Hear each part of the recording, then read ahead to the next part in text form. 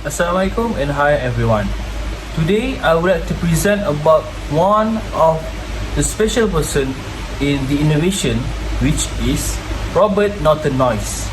Robert Norton Noyce was a founder of the Fairchild Semiconductor and Intel Corporation. Furthermore, the individual in question made significant contributing to the field of electronics and technology by introducing the microprocessor and co-investing the integrated circuit. These innovations have had a profound impact on the current state of the industry. Noyce was raised in Grinnell, Iowa, with three siblings. He was born on December 12, 1927. His parents, Reverend Graf Brosler Foster and Harriet May Norton. From an early age, he had a talent for innovation and creative endeavors.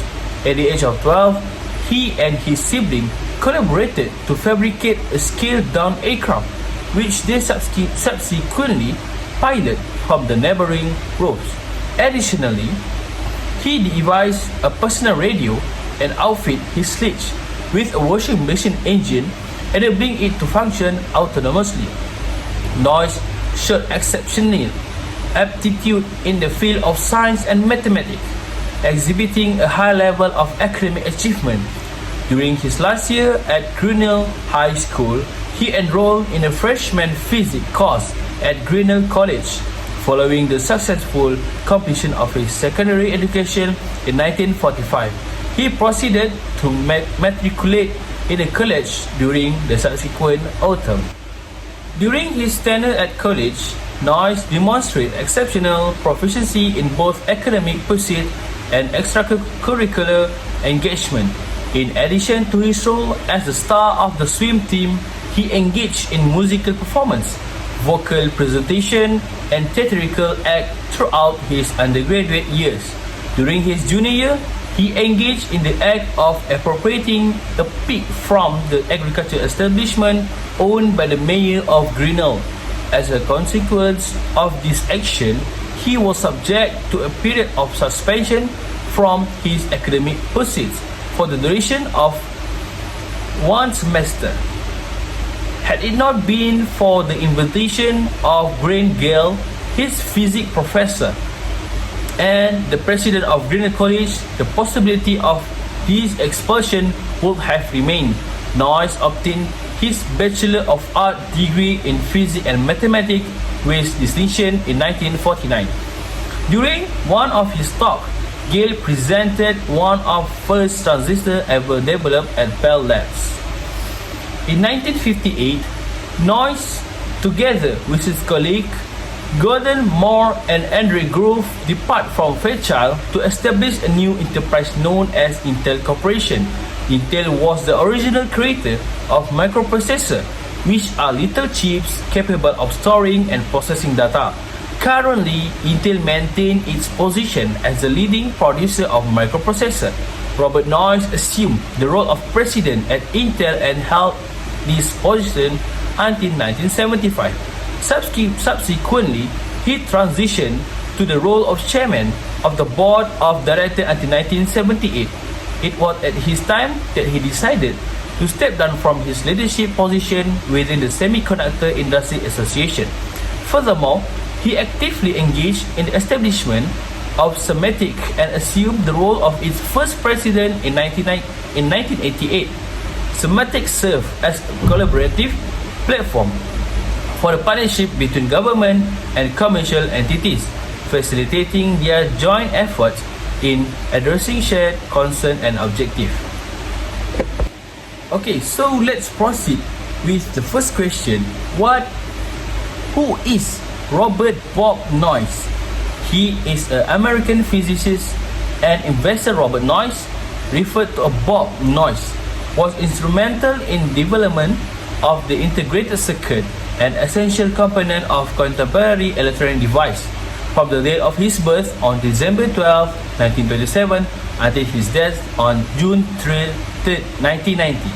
In 1957, Noyce and his associate co-founded Fairchild Semiconductor, where they pioneered the development of the first planar integrated circuit. a significant development in the field of semiconductor technology. This technological advancement established the foundation for the microchip, ultimately culminating in the creation of the contemporary microprocessor. Noyce and Gordon Moore were co-founder of Intel Corporation in 1968. Intel engaged a dominant force in the semiconductor sector and significantly influenced the evolution of personal computer. In addition to his technical prowess, Noyce made significant entrepreneurial contribution to the technology sector by influencing the culture of Silicon Valley. So next is, what are his contributions to the field of microelectronics? The enduring impact of Robert Noyce's contribution to the semiconductor industry and the field of microelectronics on the contemporary technological landscape is well established. A notable achievement of his was the joint conception of integrated circuit in 1959, an innovative progression that fundamentally transformed electronic system design. Through a collaboration with Jack Kilby of Texas Instruments, Noyce's autonomous investigation into the IC revolution, electronic device, miniaturization, and performance. The proliferation of transistor, resistor, and capacitor integrated onto a solitary semiconductor chip signified a substantial advancement in the functionalities of electronic components. So next is, what educational background did Robert Noyce have before he entered into the semiconductor industry? Robert Noyce was very dedicated to the basic ideas of physics and maths throughout his school years. In 1949, he graduated with a bachelor's degree from Grinnell College. His study there prepared him well for his later work in the semiconductor business. By combining physics and math, Noyce not only learned how to think critically, but he also gained a deep knowledge of the basic idea that made technological progress possible. This multidisciplinary schooling was very important in developing his ability to think outside the box and solve problems.